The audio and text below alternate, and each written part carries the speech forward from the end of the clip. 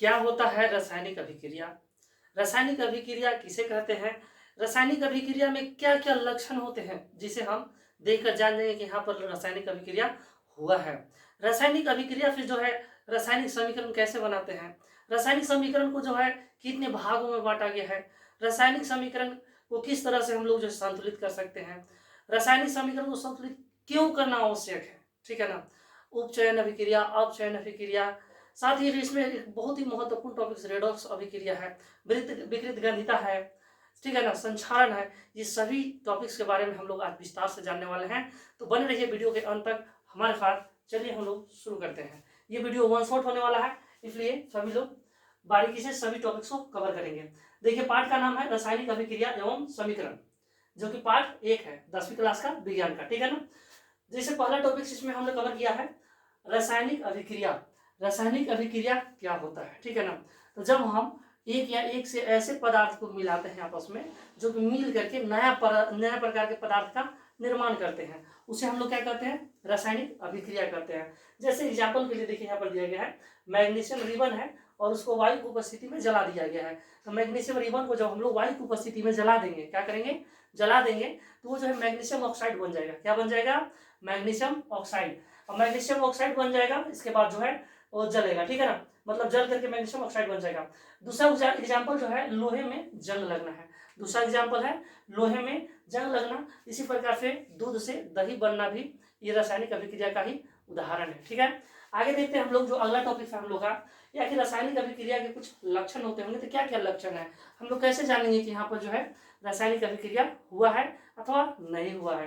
तो देखिए, रासायनिक अभिक्रिया जब भी होगा तो रंग में परिवर्तन देखने के लिए मिलेगा। क्या चीज परिवर्तन? रंग में परिवर्तन देखने के लिए मिलेगा। तापमान में परिवर्तन मिलेगा। उसी तरह से गैस का वहां पर निष्कासन होगा, मतलब गैस भी निकल सकता है अभिक्रिया के दौरान। और छेद का बनना, कुछ उसमें पदार्थ नए प्रकार के छोटे छोटे मतलब ठोस टाइप का पदार्थ बनेगा।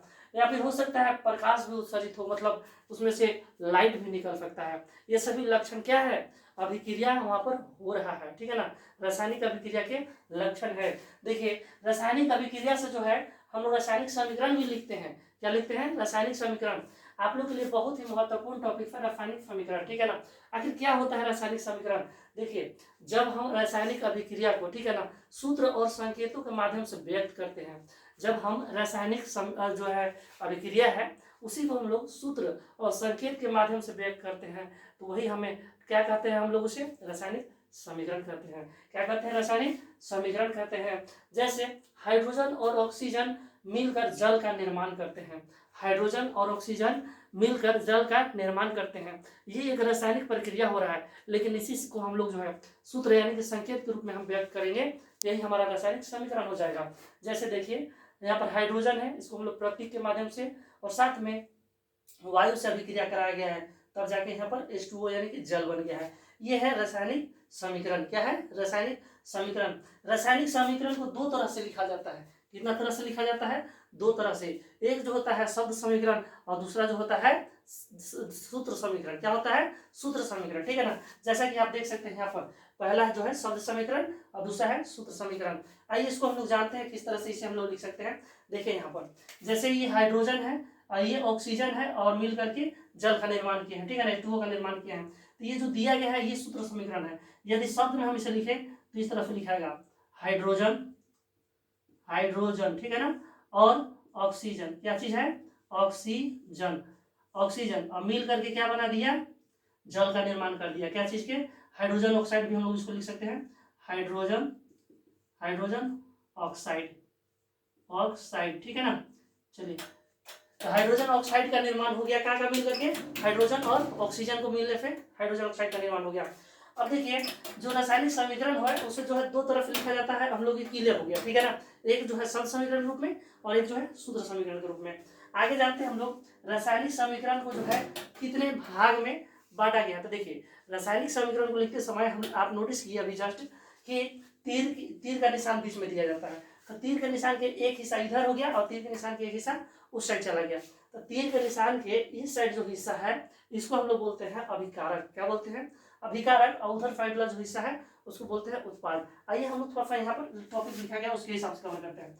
देखिए अभिक्रिया में जो भाग लेने वाला जो पदार्थ होता है, अभिक्रिया में जो भाग लेने वाला पदार्थ होता है उसे हम लोग अभिकारक कहते हैं। क्या कहते हैं? अभिकारक। इसको हम लोग शॉर्ट में समझे तो तीर के जो बाएं ओर होता है, मतलब एने साइड जो रहता है तीर के, ये सब क्या है? अभिकारक है। क्या है? अभिकारक। दूसरा देखिए, अभिक्रिया के पश्चात प्राप्त पदार्थ जो कि तीर के दाएं ओर होता है उसे हम लोग उत्पाद करते हैं। जैसे यहाँ पर एग्जाम्पल में देखिए, कॉपर है और ऑक्सीजन है, दोनों अभिक्रिया किया, यानी कि ये दोनों अभिकारक हैं, भाग लिए अभिक्रिया में, और ये देखिए कॉपर ऑक्साइड बन गया है, यानी कि निर्माण हुआ है नया पदार्थ, जिसे हम लोग उत्पाद कहेंगे। क्या कहेंगे?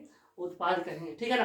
बाकी सभी लोग जो है अच्छे से समझते चलेंगे टॉपिक को। ठीक है, चलिए आगे बढ़ते हैं हम लोग। इधर कवर हो गया सभी। अब देखिए रासायनिक समीकरण को संतुलित क्यों किया जाता है, टॉपिक्स देखिए, बहुत इंपॉर्टेंट टॉपिक्स है। रासायनिक समीकरण को संतुलित क्यों किया जाता है? देखिए द्रव्यमान संरक्षण के नियम के अनुसार न तो हम द्रव्यमान का निर्माण कर सकते हैं और न ही विनाश कर सकते हैं, न उसे हम लोग नष्ट कर सकते हैं। ठीक है ना? तो इसीलिए हम लोग क्या करते हैं कि जो यौगिक में जो तत्व होता है उसका संख्या जो होता है उसे हम लोग बराबर कर देते हैं।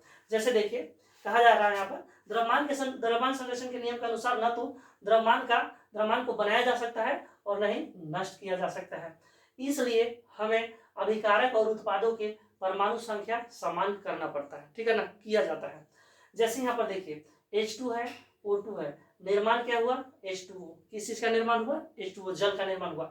लेकिन एक चीज ध्यान देंगे, इसमें हाइड्रोजन इस साइड 2 गो है, इसमें हाइड्रोजन इस साइड देखिए 2 गो है। ठीक है, ऑक्सीजन इस साइड देखिए 2 गो है, यहाँ ऑक्सीजन एक ही गो है, यानी कि ये संतुलित नहीं है। जब तीर के बाईं ओर परमाणु की संख्या और तीर के दाईं ओर परमाणु की संख्या दोनों तरफ के उस परमाणु की संख्या बराबर बराबर है तो हम लोग उसे संतुलित समीकरण कहेंगे, और बराबर नहीं है तो उसे कंकाली समीकरण कहेंगे। क्या कहेंगे?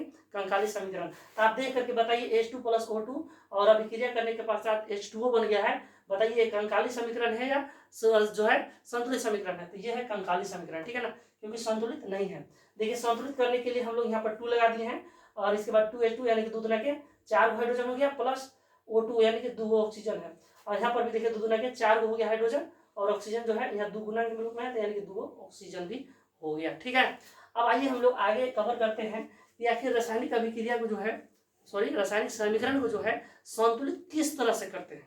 रासायनिक समीकरण को जो है संतुलित किस तरह से करते हैं। बहुत गर्मी है, ठीक है ना? चलिए कोई बात नहीं, आप लोग पढ़े ध्यान दीजिए। देखिए रासायनिक अभिक्रिया को संतुलित कैसे करें, टॉपिक है रासायनिक अभिक्रिया को संतुलित कैसे करें। ये बहुत ही इंपॉर्टेंट टॉपिक है, बहुत विद्यार्थी लोग का जो है डाउट रहता है इसमें, तो सभी लोग एकदम ध्यान केंद्रित करके फोकस करके अच्छा समझेंगे। देखो सबसे पहले रासायनिक समीकरण को संतुलित करने के लिए सबसे पहला नंबर हम लोग तीर के बाईं ओर और दाईं ओर जो भी यौगिक है, ठीक है ना, उस यौगिक को जो है हम लोग अभिकारक हो या उत्पाद में जो भी यौगिक है उसके अणु को जो है बॉक्स में बंद कर देंगे। क्या कर देंगे? बॉक्स में बंद कर देंगे। दूसरा स्टेप है बॉक्स के अंदर कोई छेड़छाड़ नहीं करना है, बॉक्स के अंदर कोई छेड़छाड़ नहीं करना है, और बल्कि सबसे अधिक परमाणु वाले तत्वों को पहचानना है, यानी कि सबसे ज्यादा जिसका तत्व है जिस परमाणु का उसे हम लोग को काउंट कर लेना है। ठीक है ना? आगे हम लोग तीसरा चरण में क्या करेंगे, और उसे संतुलित करने का प्रयास करना है। जो सबसे ज्यादा है उसे सबसे पहले संतुलित करने का प्रयास करना है, जिसके लिए अंक को बॉक्स के बाएं तरफ गुणांक के रूप में लिखना है, और इसे हम लोग अंधेरी अंक को स्थापित नहीं कर देना है, बल्कि बॉक्स के अंदर तो छेड़छाड़ करना नहीं है, तो बॉक्स के हम लोग बाएं तरफ जो है गुणांक के रूप में कुछ भी अंक लिख करके उसे हम लोग संतुलित करेंगे जैसा वहां पर आवश्यकता हो। आइए एग्जाम्पल की मदद से हम लोग देखते हैं यहाँ पर, ठीक ना, माध्यम से।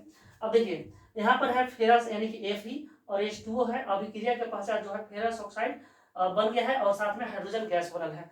अब इसे हम लोग संतुलित करेंगे, जैसे देखिए संतुलित है कि नहीं पहले चेक कर लेते हैं।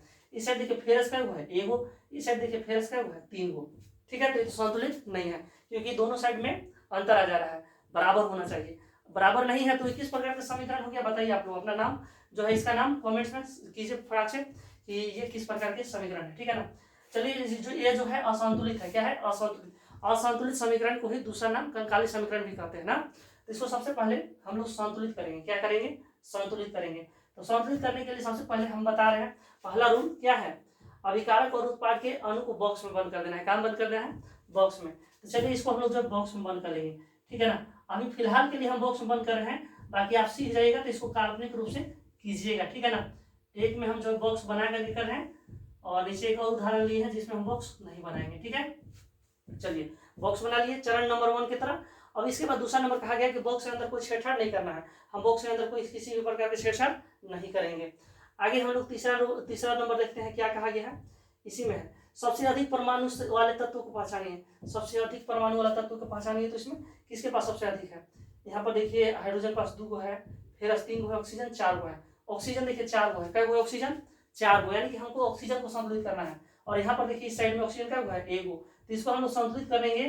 तो संतुलित करने के लिए हमको क्या करना होगा, 4 गो इसको करना होगा। और आपको बताया गया है चौथा रूल में कि हम लोग बॉक्स के अंदर नहीं छेड़छाड़ करना है, बल्कि बॉक्स के बाएं तरफ हम लोग अंक को लिखेंगे जिससे संतुलित हो सके। तो यहाँ पर हम लिख देंगे 4, क्या लिख देंगे 4, 4 लिखेंगे तो ऑक्सीजन गुना में 4 हो गया, तो यानी क्या ऑक्सीजन हो गया इस साइड 4 गो। अब दूसरा चीज समझिए, 4 गो तो ऑक्सीजन हो गया, लेकिन 4 गुना क्या 8 गो हाइड्रोजन हो गया।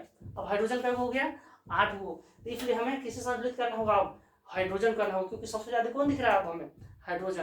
तो हाइड्रोजन इधर तो 8 गो है, लेकिन उस साइड क्या गो है 2 गो है, तो उसको संतुलित करने के लिए हम लोग क्या करेंगे, यहाँ पर हम लोग जो है 4 बैठा देंगे। क्या देखिए यहाँ पर समीकरण दिया गया है, 3 समीकरण है, ठीक है ना, और ये तीनों को देखना हम लोग कि संतुलित है या असंतुलित। यदि असंतुलित होगा तो इसे हम लोग संतुलित करेंगे, ठीक है ना। तो देखिए CH4 प्लस ऑक्सीजन मतलब O2 है, और इधर कार्बन डाइऑक्साइड जो है और हाइड्रोजन ऑक्साइड यानी कि जल प्राप्त हुआ है। देखिए क्या संतुलित है, देखिए हाइड्रोजन की संख्या यहाँ पर कितना है 4, यहाँ पर देखिए हाइड्रोजन की संख्या कितना है 2 है, ठीक है ना। तो सबसे पहले हम लोग इसमें नियम पढ़े थे, जिसका संख्या ज्यादा होगा उससे हम लोग सबसे पहले संतुलित करेंगे। तो हाइड्रोजन की संख्या यहाँ पर कितना है ज्यादा, अब इधर साइड हाइड्रोजन की संख्या कितना है कम, तो हाइड्रोजन को हम लोग यहाँ पर 4 है तो यहाँ पर 2 है, तो हम लोग किस चीज से गुना करें इस साइड में कि 4 हो जाए, तो यहाँ हम लोग 2 से गुना कर देंगे। देखिए 2 से गुना किए तो 2 गुना के कितना हाइड्रोजन हो गया 4, और यहाँ पर भी कितना हाइड्रोजन है 4, लेकिन एक समस्या हो गया यहाँ पर कि ऑक्सीजन में भी साथ में 2 गुना में हो गया, ठीक है ना। तो फिर 2 गो ऑक्सीजन हो गया और 2 गो ऑक्सीजन कितना हो गया, इस साइड में 4 गो ऑक्सीजन और इस साइड में ऑक्सीजन क्या हुआ है 2 गो। तो हम लोग यहाँ 2 गुणांक में जोड़ देंगे, इस तरफ लिख देंगे गुणांक में, तो 2 गुना कितना हो जाएगा 4 गो ऑक्सीजन। कार्बन देखिए 1 गो, कार्बन इस साइड भी 1 गो, हाइड्रोजन 4 गो, हाइड्रोजन 2 दूना 4 गो, ऑक्सीजन देखिए 2 दूना 4 गो, ऑक्सीजन देखिए यहाँ से 2 गो और ये 2 4 गो, मतलब दोनों तरफ ये जो है समीकरण संतुलित हो चुका है, ठीक है ना। चलिए दूसरा समीकरण को देखिए, सिल्वर क्लोराइड है और ये जो है टूट करके सिल्वर और क्लोरीन में अलग हो गया है, ठीक है ना। तो देखिए इधर साइड 1 गो है सिल्वर, इधर भी 1 गो है, यहाँ पर कोई दिक्कत नहीं। यहाँ देखिए क्लोरीन 1 गो है, यहाँ पर 2 गो है, तो हम लोग 2 गो क्लोरीन है तो सबसे पहले हम लोग क्लोरीन को संतुलित करेंगे। यहाँ 2 है तो इस साइड भी हम लोग 2 लगा देंगे, तो 2 गो क्लोरीन हो गया। अब इसके लिए क्योंकि गुणांक में है तो क्लोरीन के लिए भी 2 है, ठीक है ना। तो चलिए 2 गो क्लोरीन हो गया, लेकिन साथ ही साथ देखिए 2 गो सिल्वर भी हो गया, तो इसलिए हम लोग 2 यहाँ भी लगा देंगे। और जब यहाँ 2 लगा देंगे तो देखिए सिल्वर भी हो गया 2 गो, क्लोरीन भी यहाँ 2 गो है और क्लोरीन यहाँ 2 गो है, संतुलित हो गया, ठीक है ना। चलिए आगे ध्यान दीजिए, इसी प्रकार से और यहाँ पर समीकरण है, इसको देखते हैं संतुलित है या नहीं। देखिए यहाँ सोडियम 2 गो है, सोडियम 1 गो है, यहाँ पर देखिए सल्फेट यानी कि SO4 ऑक्सीजन 4 गो है, ऑक्सीजन भी 4 गो क्लियर है, S 1 गो है, S 1 गो ठीक है। बेरियम देखिए बेरियम 1 गो है, यहाँ भी 1 गो है, ठीक है। यहाँ भी क्लोरीन यहाँ पर देखिए 2 गो है, क्लोरीन यहाँ क्या गो है 1 गो, तो हम लोग क्लोरीन को सबसे पहले संतुलित करते हैं। तो क्लोरीन यहाँ पर 1 गो है तो इसके लिए हम लोग 2 करना है, 2 को बराबर लाना है तो 2 लगा दिए। अब क्लोरीन देखिए क्या हो गया 2 गो क्लोरीन हो गया, यहाँ भी 2 गो क्लोरीन हो गया। अब देखिए इधर साइड में सोडियम यहाँ पर 2 गो था, सोडियम भी देखिए यहीं से 2 हो गया। इस तरह से जो है हम लोग का ये सभी हम लोग संतुलित हो गया, ठीक है ना। इसी प्रकार से आप अभ्यास कीजिए, संतुलित करना बहुत ईजी है, बस आप तीनों स्टेप को याद रखेंगे। पहले आपको जो है मान के चलना है, उसके जो है बॉक्स में कर लेंगे कि बॉक्स के अंदर हमको छेड़छाड़ नहीं करना है। बॉक्स के फिर बाएं तरफ जो है हमको गिन करके सबसे ज्यादा जो जिस तत्व का परमाणु संख्या होगा उसको संतुलित करने का प्रयास करना है, और अंक को हमेशा किधर रखना है, जो यौगिक है यौगिक के बाएं तरफ की साइड, ठीक है ना, गुणांक में लिखना है, ठीक है। और इस तरह से करके प्रक्रम से जो है आप संतुलित आसानी से कर पाएंगे। आगे देखिए हम लोग का टॉपिक है रासायनिक अभिक्रिया के प्रकार, रासायनिक अभिक्रिया के प्रकार, ठीक है ना। तो रासायनिक अभिक्रिया के जो प्रकार हैं आइए हम लोग बारी बारी एक एक करके समझते हैं। पहला प्रकार है संयोजन अभिक्रिया। क्या है संयोजन अभिक्रिया, जब 2 या 2 से अधिक पदार्थ मिलकर एकल उत्पाद का निर्माण करते हैं, मतलब जब 2 गो या 2 गो से अधिक पदार्थ मिलके एक नया पदार्थ का निर्माण करते हैं, ठीक है ना, तो उसे हम लोग संयोजन अभिक्रिया कहते हैं। क्या कहते हैं संयोजन अभिक्रिया।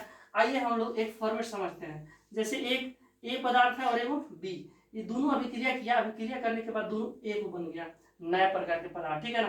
तो ये जो है किसका उदाहरण हो गया, हमारा संयोजन अभिक्रिया का। आइए अब इसको थोड़ा सा हम लोग ओरिजिनल तत्वों के जो है उदाहरण तत्व रख कर उदाहरण समझते हैं। जैसे कॉपर है, यहाँ पर O2 रहेगा, ठीक है ना। कॉपर है और जो है O2 यानी कि वायु से अभिक्रिया किया और बन गया कॉपर ऑक्साइड, ठीक है ना। क्या बन गया, कॉपर ऑक्साइड। तो ये जो है दो को था और क्या बन गया, एक बन गया, ठीक है ना। तो इस तरह के जो अभिक्रिया होते हैं इसे हम लोग क्या करते हैं, संयोजन अभिक्रिया। हालांकि ये संतुलित नहीं है, इसको संतुलित कर देते हैं, अभी आप लोग को सिखाए थे, बताइए, ठीक है ना। अपना आंसर कमेंट्स कीजिए जल्दी से, कैसे संतुलित करेंगे।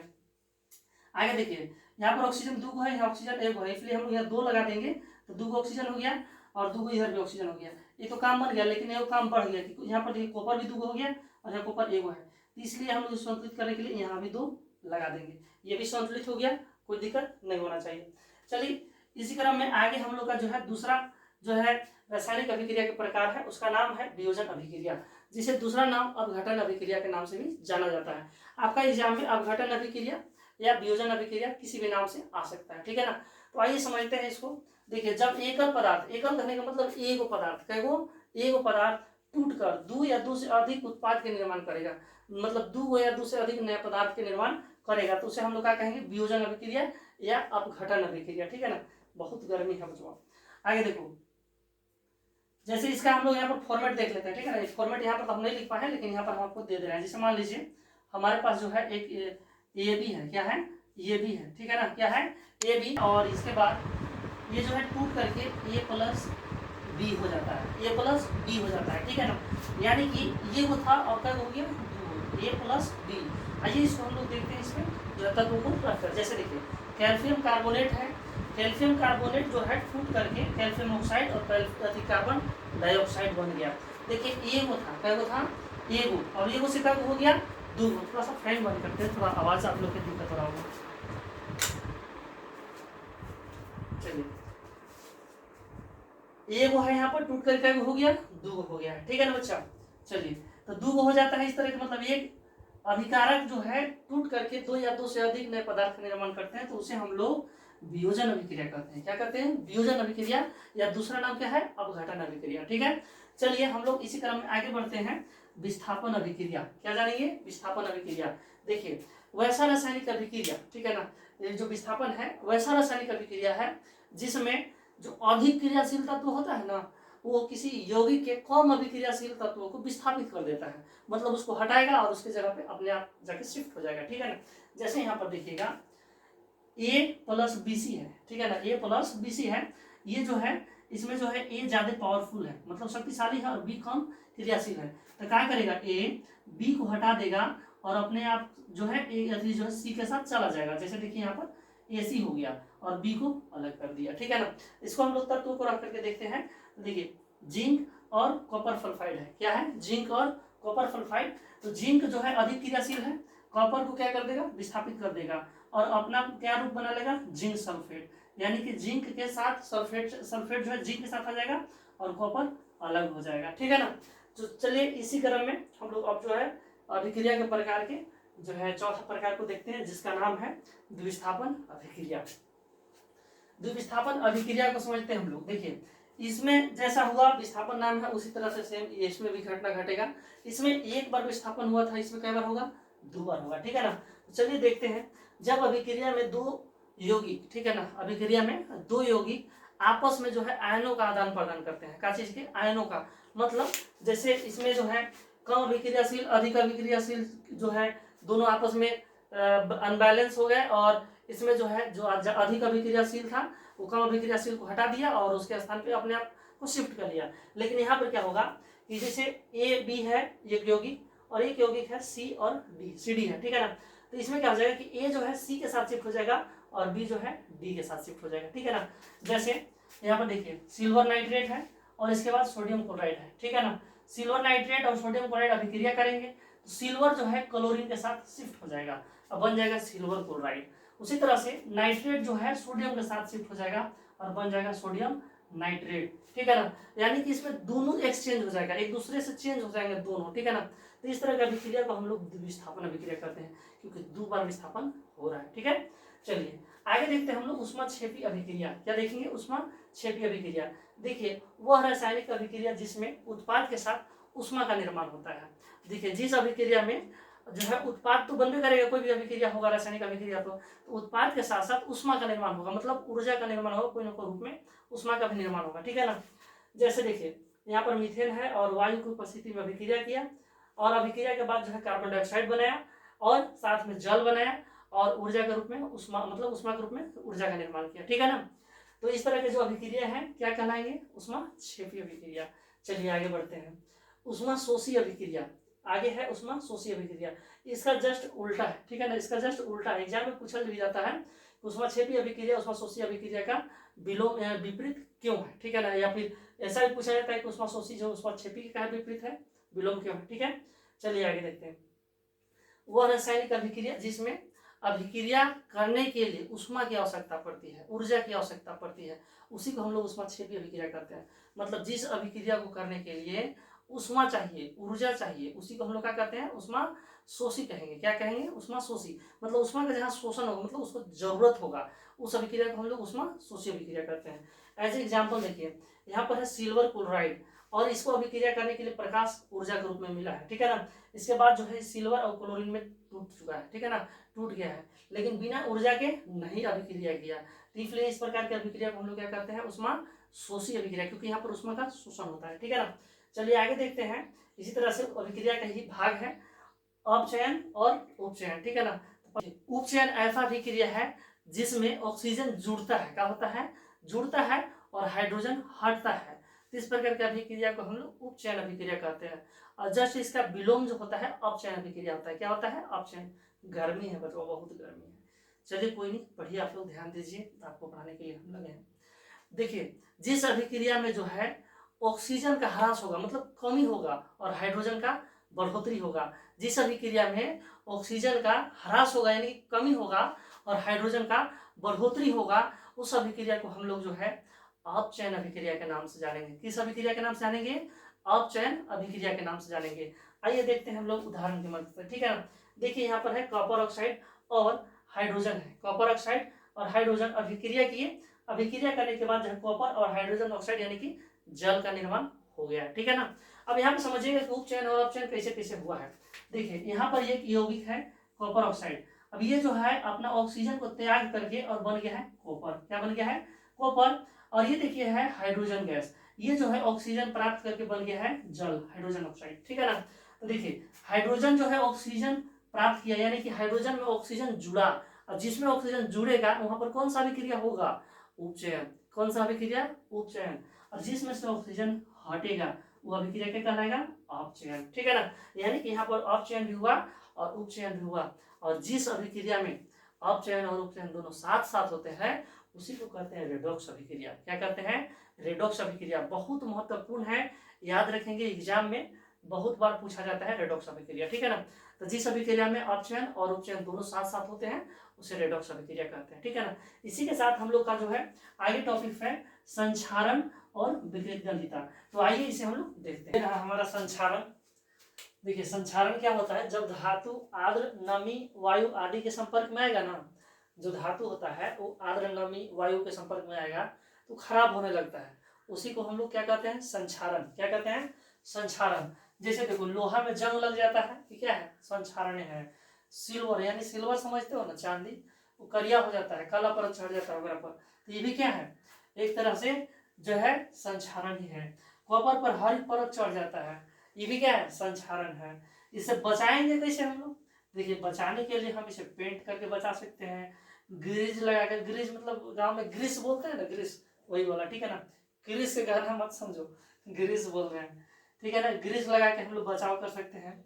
गैल्वेनीकरण मेथड होता है, उसके द्वारा, विद्युत लेपन के द्वारा हम लोग बचाव कर सकते हैं। चलिए आगे हम लोग को जानना है जो कि लास्ट टॉपिक है हम लोग का, विकृत गंधिता, ठीक है ना। देखिए विकृत गंधिता क्या होता है, जब हम खाने वाला जो पदार्थ है ना, तैलीय वसा युक्त पदार्थ, जैसे दाल चावल वगैरह भी हो गया, चाहे रोटी वगैरह हो गया, इसको लंबा समय तक हम लोग छोड़ देते हैं ना, तो वो जो है वायु के संपर्क में आता है और खराब हो जाता है, जगह हम लोग बोलते हैं अपन साइड में कि औरा गया, क्या हो गया, औरा गया, ठीक है ना। तो उसका स्वाद खराब हो जाता है, और उसी को हम लोग क्या कहते हैं किताब के लैंग्वेज में विकृत गंधिता, क्या बोलते हैं, विकृत गंधिता, ठीक है ना। अब थोड़ा सा इसका आंसर पढ़ के सुनाते हैं आपको। जब वसा युक्त खाद्य सामग्री लंबे समय तक रखा रह जाता है तो वह खराब होने लगता है, जिसे विकृत गणिता कहते हैं, ठीक है ना। जैसे चावल दाल खराब हो जाना, बिस्कुट रोटी में से बदबू आने लगना, ये सब क्या है, उड़ा गया, खराब हो गया। अब इसे बचाएंगे कैसे, तो देखिए वायुरुद्ध पात्र में रह करके, मतलब जहाँ पर ऑक्सीजन का संबंध टूटा हो, मतलब ऑक्सीजन वहाँ पर न हो, उस जगह पे हम लोग रखेंगे कि इस तरह के जो भी भोजन वगैरह है, तो ये सही सलामत रहेगा ना, तो ये खराब हो जाएगा। दूसरा विकल्प है हमारे पास कि हम पैकेट में नाइट्रोजन गैस के साथ जो भी सामग्री भरना चाहते हैं भरेंगे। जैसे जो कुरकुरा वगैरह होता है, चिप्स वगैरह होता है, तो उसमें कौन सा गैस भर के भरा जाता है, नाइट्रोजन गैस। बहुत इंपॉर्टेंट है, बार बार आपका बोर्ड के एग्जाम में पूछता है, ठीक है ना, इसको याद रखेंगे। अगला ऑप्शन है हमारे पास कि फ्रिज में हम रख करके इसको सुरक्षित रख सकते हैं, मतलब बचाव कर सकते हैं विकसित गणिता से। आगे है इसे हम सूर्य के प्रकाश में सीधा संपर्क न आने दें, तो थोड़ा उसका जो है ना समय वैलिडिटी बढ़ जाएगा, ठीक है। बाकी आप लोग का ये चैप्टर जो है यहीं पे समाप्त होता है। बाकी किसी को किसी भी तरह की दिक्कत है, डाउट है, तो आप कमेंट्स कीजिए। और इस पाठ का टेस्ट देने के लिए आपका जो है नीचे डिस्क्रिप्शन में लिंक दिया गया, वहां से जाकर के आप MCQ के रूप में, क्यूज के रूप में टेस्ट दे सकेंगे और अपना रिजल्ट वहीं पे देख सकेंगे। बाकी मिलते हैं किसी और वीडियो में, ठीक।